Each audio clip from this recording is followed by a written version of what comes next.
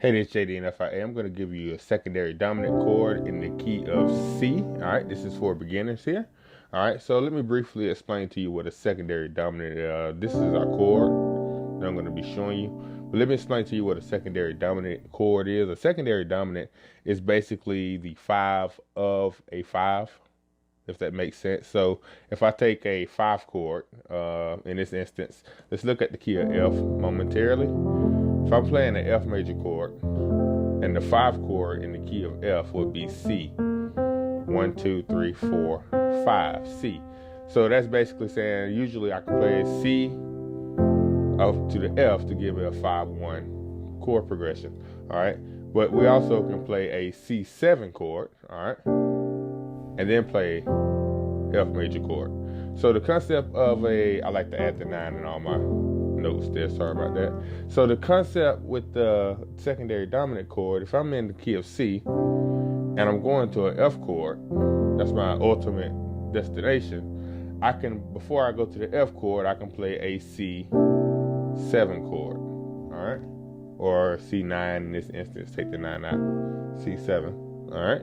And then go to F. All right, so in this chord progression, we're playing our C chord with the D. So C, then I'm going to go to the C9. All right, the only thing I'm doing is moving the thumb from the C to the B flat. Now I'm playing a 5 chord as if I was playing in the key of F and I was going to a 1 chord. 5, 1. All right, so we got C, C7, all right, or C9. All right, and then they're going to go to F major chord. That progression, if you want it. Only thing I'm doing, I'm playing a 4 chord, which is the F. All right, A, C, and F. Then I'm playing a 1 chord, which is C, G, C, E. Then I'm going back to that same 4 chord, which is F, A, C, F. And then I'm hitting the same chord again. And then I'm going to the C. So it's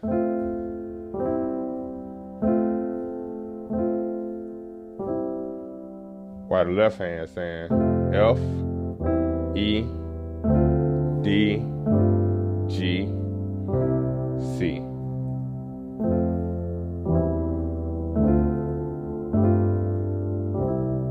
So whole thing.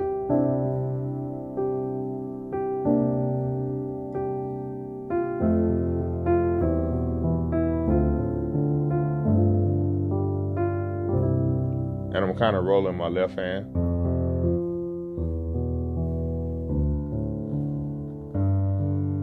So one more time.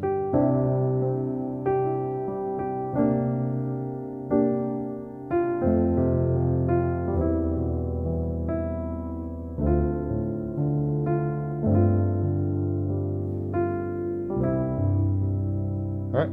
Hope that helped. If you have any questions, please let me know. Thanks.